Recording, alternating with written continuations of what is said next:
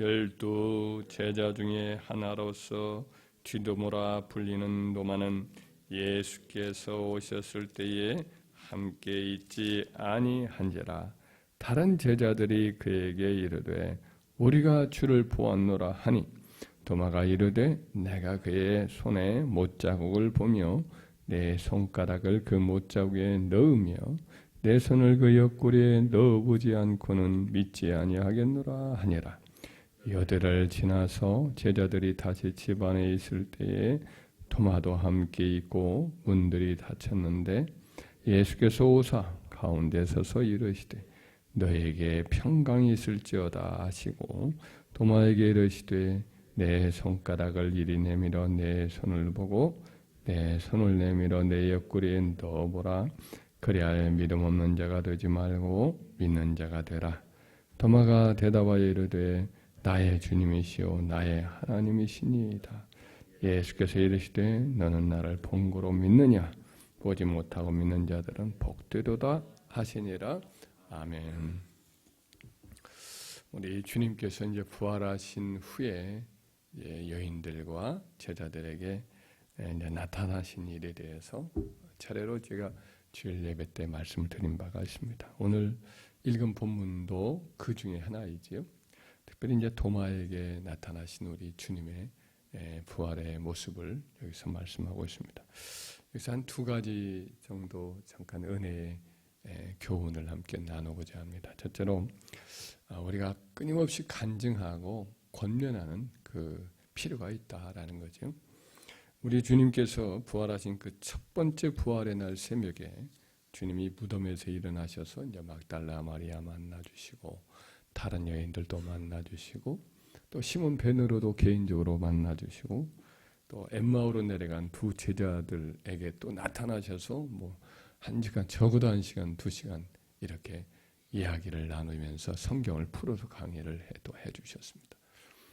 그리고 나서 그날 밤에 제자들이 모인 그 장소, 오늘 도마가 있었던 그 장소로 추정됩니다. 그 자리에 나타나셔서 우리 주님께서 부활하신 모습을 소상히 보여주시고 이제 생선 구운 것도 드시면서 그들에게 주님의 부활하심을 확실히 보여주셨습니다. 근데 그때 마침 이제 도마가 빠져 있었거든요.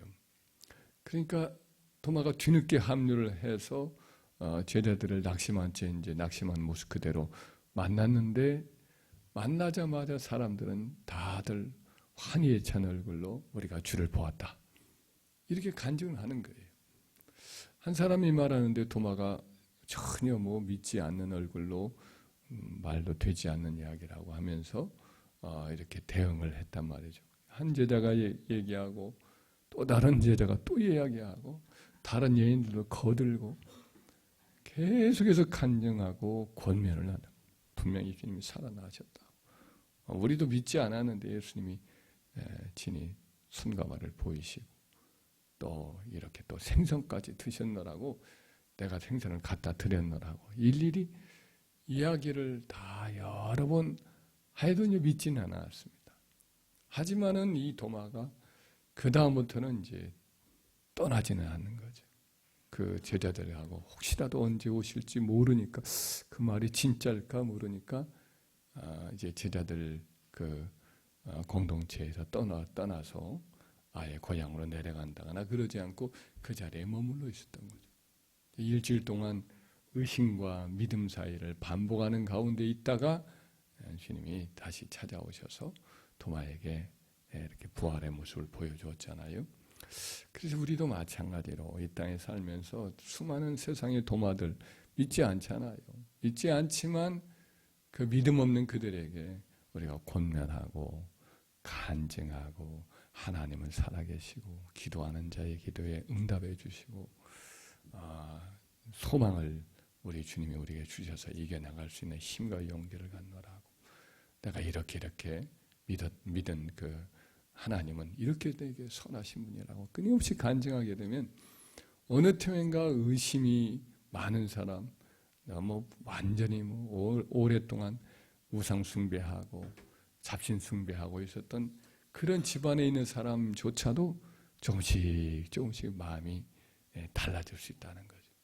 그래서 교회 한번 가볼까?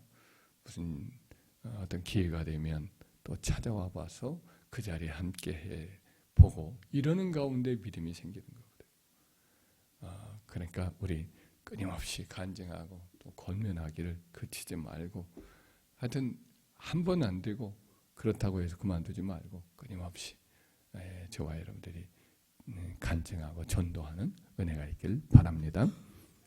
두 번째는 바로 뭐냐면 예수께서 도마에게 찾아오실 때 도마의 모든 요구 조건을 다 맞춰주는 것을 보게 됩니다.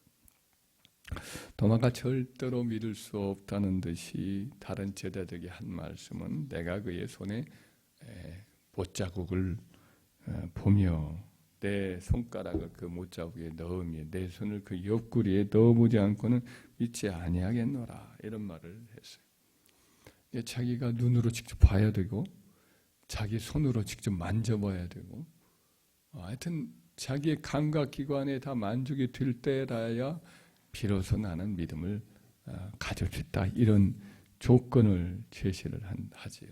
다른 사람들은 다 뭐 보고 들었고 뭐 냄새도 맡아보았고 그 뭐 생선 드시는 그런 향취 이런 것들도 다 우리는 보고 느꼈노라 해도 소용없습니다. 자기가 경험을 해야 한다는 거죠. 그런 의심 많은 도마의 기질을 예수님은 아시지요.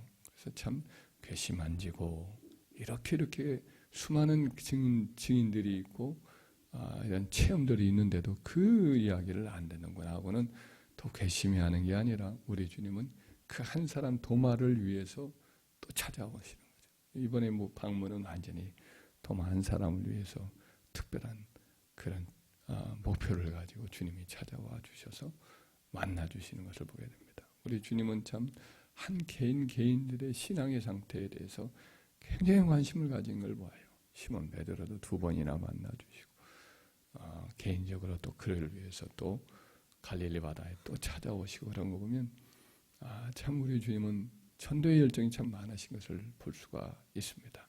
도마 이 한 사람이 의심하고 믿지 않고 겉돌고 있는 것을 아시고 도마를 위해서 이렇게 또 찾아와 주셔서 그의 모든 요구 조건을 다 맞춰줍니다. 도마를 향해서 얼굴을 향하시고 말씀하기를 네 손을 내밀어 내 손을 보고 네 손을 내밀어서 내 옆구리에 넣어보라. 그래야 믿음 없는 자가 되지 말고 믿는 자가 되라. 이렇게 말씀을 하면서 자기 손을 내밀어 보이고 또 자기 옆구리에 옷을 또 제쳐서 또 보여주시는 그런 어떤 모습도 이렇게 도마에게 기꺼이 행하잖아요. 참 우리가 무엇이 간데 우리 주님께서는 이렇게 하시는지 우리가 믿음이 없는데 그 믿음이 가질 수 있는 데까지 끝까지 우리 주님은 자기를 낮추시고 믿음을 갖도록 도와주시는 것을 보게 됩니다. 그래서 우리가 참 의심도 많고 그랬던 사람들인데 이렇게 믿음을 갖게 된 것은 참 이런 주님의 그 겸손한 모습, 우리 한 사람을 향한 주님의 사랑, 이것이 우리를 살린 줄 믿습니다. 우리 주님이 믿고 난 다음에도 의심이 왜 이렇게 많은지 참 오늘 아침에는 믿음이 있는 듯 하다가 점심때 가면 믿음이 어디로 샜는지 어디로 갔는지 믿음이 흔들릴 때도 많았습니다. 저도 그랬습니다. 아침에는 믿음이 충만해서 고시실 공부한다고 가요. 점심때 가면 믿음이 없어 간 것 같아요. 내가 지금 뭔 교회를 다닌다고 하나? 이 성경 말씀이 이거 뭐 무슨 진실, 이게 무슨 이런 말씀이 진실일까? 그러다가 이제 성경을 의심이 생기니까 성경을 읽어요. 잠깐 점심 때 밥 먹고 나서 잠시 또 읽다 보면 어느 틈인가 또 믿음이 또 들어와 있어요. 잠깐 나갔다가 돌아오는 우리 집 메리가 찾다 보면 어디 가버려요. 어디 가든지 한참 있다 동네 수다니다가 또 돌아오곤 하는 것처럼 우리 믿음이 그렇게 나갔다 들어왔다 할 때가 참 많았습니다. 그러나 그런 과정을 계속해서 한 것도 그러면서 믿음을 지켜온 것도 바로 우리 주님의 그 끈질긴 한 사람을 향한 주님의 열정, 주님의 구원의 사랑의 그 끈기, 이것이 우리를 그렇게 믿음의 길로 여기까지 오게 하신 줄 믿습니다. 주님의 그 마음을 우리도 본받아서 그 한 사람을 향해서 끊임없이 우리가 찾아보고 그 사람의 요구 조건이 뭐가 어떻게 하면 믿는가, 그것을 다 아시고 일일이 대응해 주셨던 우리 주님처럼 우리도 끝까지 내 기준에 맞추지 말고 그 사람의 그 여러 특성들, 의심의 기질들, 이런 것들을 기억하면서 거기까지 내려가 주신 우리 주님처럼 우리도 끊임없이 간증하고 전도하고 우리 자신을 또 낮춰서 믿음 없는 자가 되지 않고 믿는 자가 되도록 하는 일에 쓰임받는 저와 여러분 되기를 주의 이름으로 축원합니다.